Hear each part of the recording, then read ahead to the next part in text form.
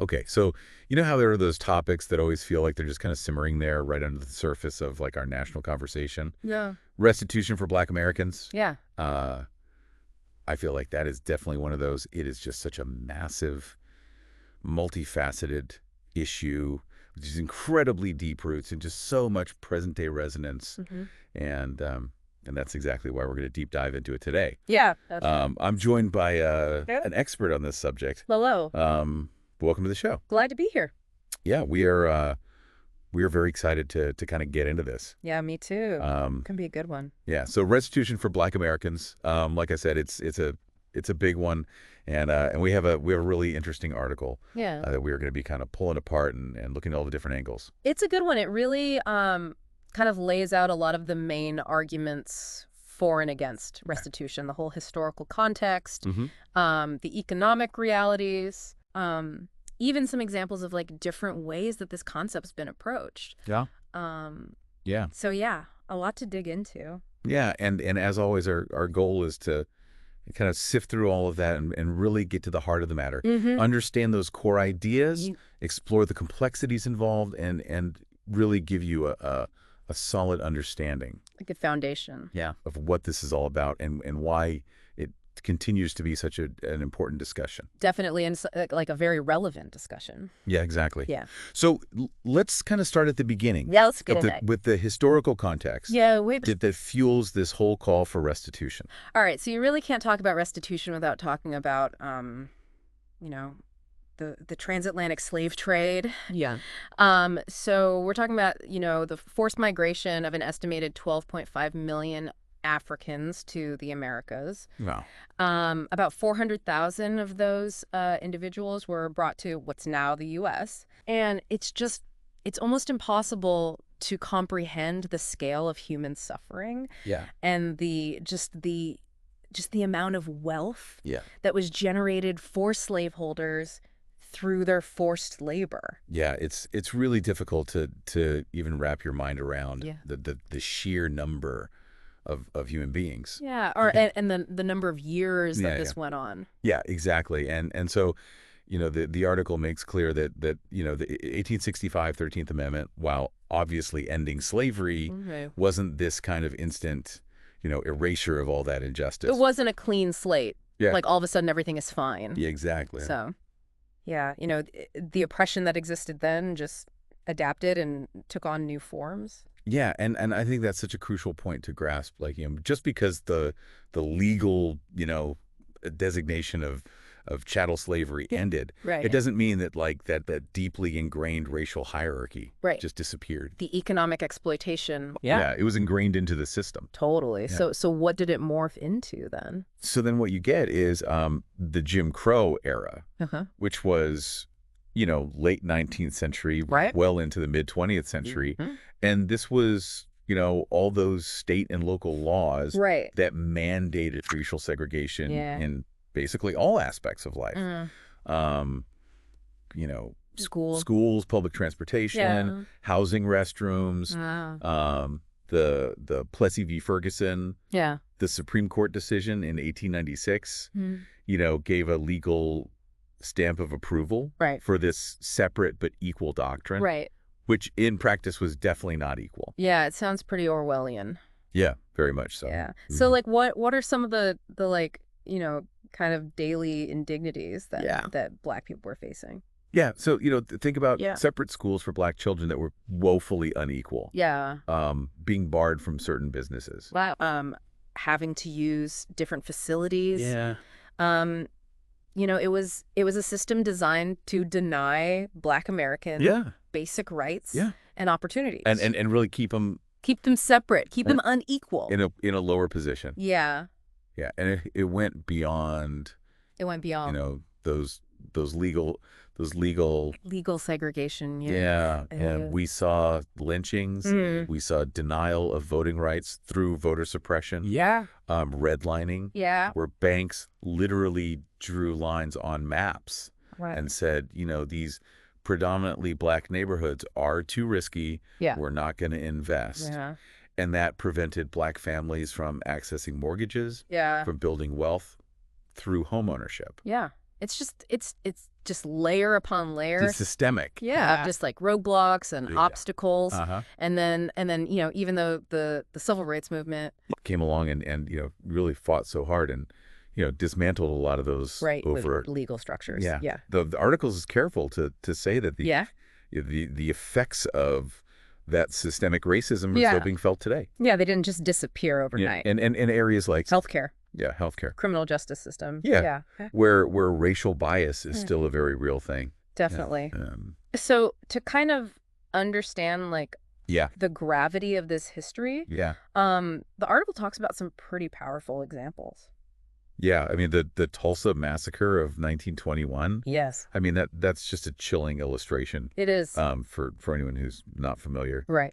That was the destruction of a thriving, a prosperous Black community in Tulsa, Oklahoma, known as Black Wall Street. Right. A white mob attacked. Right. Resulted in the deaths of an estimated 300 Black residents and the complete destruction of over 1,200 homes and businesses. And no restitution. No, almost no restitution. Yeah, it's mind blowing. It's undeniable. And the article makes this really interesting connection to the forced relocation of Native American tribes. Trail of Tears. Yeah. That's just... And it's that same pattern of systemic dispossession. Right. And you see the long-lasting trauma and economic consequences that come from that. It's like that's just baked into the history of this country. Yeah. Okay, so that's kind of the historical foundation. That's the historical context. Yeah. Now let's look at the tangible results of this. Yeah. Like the economic disparities. The economic realities that are so evident today. Yeah, and the article cites some pretty stark statistics. Yeah. The wealth gap between white and Black families it's truly staggering. It's unbelievable. That 2023 Federal Reserve report shows the median wealth for white families at $285,000 compared to just $44,900 for Black families. Yeah. That's over a $240,000 difference. Right. And it's not just like an abstract number. No. This represents generations of denied opportunities and the compounding effects of disadvantage. Yeah, it's just like generation after generation of just being held back. And denied those opportunities. Yes. And the article does a really good job of tracing the historical roots of this gap. Tracing it back, Like, obviously slavery is the starting point. Right. With centuries of unpaid labor. Unpaid labor generating tremendous wealth for white slaveholders. Yeah, and Black people were considered property. Property, no ability to accumulate assets. Yeah, no way to even start to build that wealth. Right. And then after emancipation, there was the whole... The broken promise of 40 acres and a mule. Yeah, the broken promise. Right. Imagine the potential for economic empowerment if that had actually happened. Yeah, what a different... A totally different picture. Yeah, a different world. Yeah. It would be. Yeah. And then, of course, you layer on top of that all those Jim Crow era practices. Yeah. Redlining. Redlining that we talked about. Catastrophic impact on Black homeownership and the ability to build and transfer wealth through generations. Yeah. And then you've got, the discriminatory implementation of the GI Bill after World War II. Right. It provided these incredible opportunities for many returning veterans, help them buy homes, go to college. Yeah. But Black veterans were often systematically excluded because of segregation and discriminatory lending practices. It's crazy how, even programs that are designed to be this kind of broad benefit end up being undermined by these racial biases. Yeah. And there's that 2022 NBER study that really highlights how even at the local level, these mechanisms of exclusion really prevented Black veterans from accessing these benefits. It's so interesting how it's not just like, there's one racist person. Right. It's like the whole system. The whole system. Is set up in a way that makes it harder. Makes it more difficult. Yeah. Yeah. Okay, so, kind of fast forwarding to today. Yeah. We're seeing all of those historical, those historical disadvantages. Playing out. Yeah, playing out. Time. In the present day. Yeah. the article talks about persistently higher unemployment rates for Black Americans, the lower rates of home ownership. Yeah. And again, these aren't just like isolated data points. This is like... This is systemic. Yeah, it's a symptom of this a much deeper problem. Yeah. And it's crucial to connect those economic disparities to other areas of life. Totally. Like, you look at healthcare. There's that 2023 Kaiser Family Foundation study that shows that Black patients are more likely to die from preventable conditions. And that's often a result of disparities in access to quality healthcare, which, of course, has its roots in this systemic racism. Yeah, and in education as well. In education. The 2022 EdBuild report, highlighting how schools in predominantly Black neighborhoods are receiving billions less in funding. Less funding, and that, of course, has a tangible impact. It affects the quality of education. Yeah, the future opportunities available to those students. Right, and it perpetuates that cycle of disadvantage. It all feeds into itself. And then the criminal justice system. Right. That plays a role, too. Yeah, the Sentencing Project data from 2023. Says that Black Americans are incarcerated at a rate 5 times. Yeah, 5 times that of white Americans. Yeah. Often for nonviolent offenses. Yeah, and that has huge economic consequences. Right. Not just for the individual, but for their families and community. For the whole community, Yeah. Disrupts lives, limits employment prospects. Yeah. Yeah, it just furthers the economic hardship. Yeah, it's a vicious cycle. It is. Yeah. Yeah.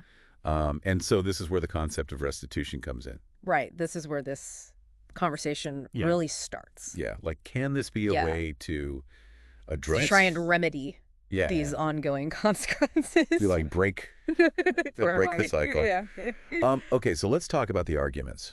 Okay, let's get into the arguments. For and against restitution.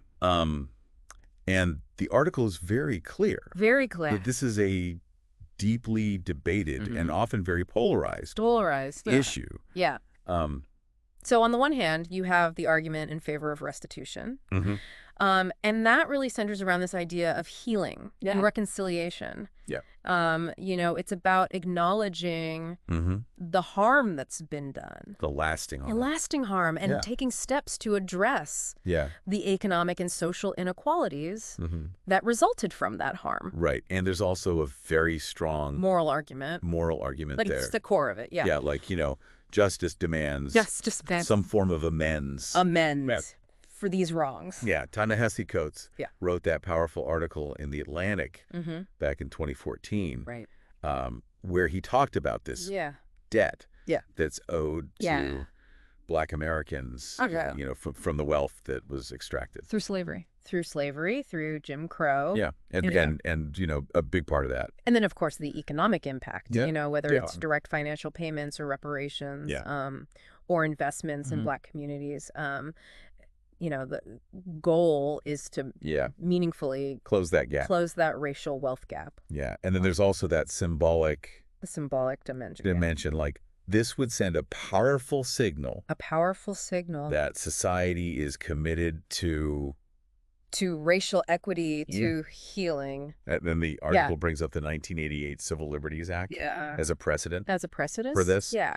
That was the act that provided compensation and a formal apology to Japanese Americans who were unjustly incarcerated during World War II. Yeah, and that was a step towards rebuilding trust, acknowledging a past wrong. Totally. Yeah. So then, of course, there's the other side of the debate. There's the other side. Yeah. The arguments against restitution. And those bring up some very real... practical and philosophical challenges. Yeah. So the practical difficulties are often the first things that come up. Yeah. Like, how do you determine eligibility? Right. Like, who qualifies as a descendant of enslaved people or people who were directly harmed? Yeah. How do you even prove that? Right. And then how do you calculate the amount of compensation? Yeah. Like, how do you put a dollar amount on centuries of unpaid labor and discrimination? Yeah, quantify that. Right. And then just logistically, how would you implement such a massive program fairly and effectively? Yeah. And the article points to that. Yeah. 2023 Pew Research Center survey. Yeah. that says that most Americans oppose reparations. They cite fairness concerns and the passage of time. It was so long ago. It was so long ago. Yeah. Yeah. And then there's the cost. And then there's the cost. Yeah. It's a major sticking point. Sticking point. Yeah.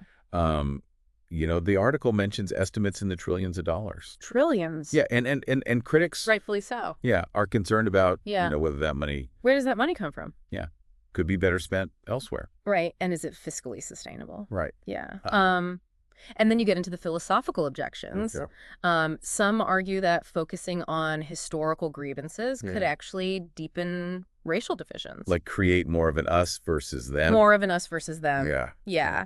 And then some people say, well, shouldn't we just focus on universal policies? Yeah. Things that benefit everyone. Right. Regardless of race. Yeah, but then the counter argument to that is that those universal policies might not adequately address the specific harms that Black Americans have experienced. Right. It's not a one size fits all. Not one size fits all. Yeah. Yeah. Because those harms were so specific. They were very specific. Yeah. Yeah. Okay, so it's obviously super complex. Yeah. So let's shift gears a little bit. Okay. And look at some different perspectives. Yeah. And real world examples. Real world examples. Yeah. So the article outlines a few potential pathways forward. Yeah. So you've got direct financial payments. Okay. That could be lump sums, tax credits, trust funds. Okay. Specifically for descendants. Okay. The article mentions Darity and Mullen's proposal. Yeah. They suggest a pretty significant per household payment. Okay. Then you've got the approach. Yeah. Of community-based investments. Right. So you're directing resources towards improving education, job, training, healthcare, affordable housing. Right. Specifically within Black communities. Right. Kind of a more like... A more structural. Yeah. Yeah. And then you've got the hybrid approach. The hybrid approach. Yeah. Which would combine both of those. Right. So a little bit of both. A little bit of both. Yeah. And the article talks about what's happening in Evanston, Illinois. Right, Evanston, Illinois. Yeah. Can you tell us about that? Yeah, so Evanston is a really interesting case study. Okay. Their program is specifically addressing housing discrimination. Okay. That occurred in the city between 1919 and 1969. And the way they're funding it is really interesting. It's through a tax on recreational marijuana sales. Oh, wow. Okay. And they're using that money to... Yeah, they're providing... eligible Black residents with grants of up to $25,000. Wow. That they can use for home repairs down payments on property paying down mortgages. Okay, and so far it's had a pretty tangible impact. Over $1 million has been distributed to dozens of households. Wow, that's amazing. Yes, it's like, so it's an example of a local government actually acknowledging a specific injustice. Right, and actually doing something about it. Doing something about it, yeah. Yeah. And I'm sure it hasn't been without criticism. I was going to say, are there criticisms of the program? Yeah, there are some criticisms. Yeah. One of them is that the eligibility is pretty specific. Okay. Like, what do you... So it's based on residency during that specific period. Okay. And, another criticism is that it doesn't address the broader systemic issues. Right. So it's like a good first step. It's a first step. Yeah. But it's a tangible model, of what can be done. At a local level. At a local level, yeah. Yeah. And then you have... And then you've got the opposite. Yeah. Which is the Tulsa massacre. Yeah. Where nothing has been done. Yeah. It's a cautionary tale. It's heartbreaking. Yeah. This thriving Black community that was completely destroyed. And no compensation. No compensation. Like they were actually prevented from rebuilding. And they were hampered in their efforts to rebuild. Yep. The Oklahoma Commission did recommend reparations in 2001, but they were never implemented. It's just... And now, over a century later, yeah, the last few survivors are still fighting for justice. It's unbelievable. It is. So it really does highlight that this isn't just about the past. It's about the present. It's about the present. Yeah. These consequences are ongoing. Yeah, exactly. Yeah. So if we kind of zoom out a little bit. Yeah, zoom out. What are the broader implications of restitution? Yeah. Like beyond the financial aspects. Beyond the financial. Yeah. I think it really gets to these core issues of justice and equity and even our national identity. Yeah. The article really emphasizes the potential for healing. Yeah. Acknowledging the harm Yeah. and taking concrete steps towards repair. It could help rebuild trust. Rebuild trust Yeah. in institutions that have historically failed Black Americans. Yeah. And there's the economic impact, too. The economic impact, yeah. The article talks about the Brookings Institution Yeah. study that suggested that closing the racial wealth gap could add trillions of dollars to the U.S. economy. So it would benefit everyone. It would benefit everyone. Yeah. And the social benefits. The social benefits, yeah. Addressing inequities in education, healthcare, criminal justice. Right. I mean, it could lead to A more just and equitable society. For everyone? For everyone. Yeah. And the CDC data on Black maternal mortality rates is a stark example of why we need to address these disparities. Yeah, for sure. But there are some serious challenges. Huge challenges, yeah. Logistically, how do you do it? Yeah, how do you determine eligibility, lineage, calculating compensation? How do you even begin to, to put those pieces together? Yeah, and then politically. Yeah. Getting congressional approval. Yeah, that's in this political climate. Yeah, that's going to be a hurdle. It's a huge hurdle. Yeah. And then public opinion, as we've seen a lot of opposition. Particularly among white Americans. Yeah. And then there's the question of, even if you did, get reparations through. Would that actually solve the problem? Would it be enough? Yeah. Yeah. You need a comprehensive approach. Yeah. That combines financial compensation with structural reforms. Right, because it's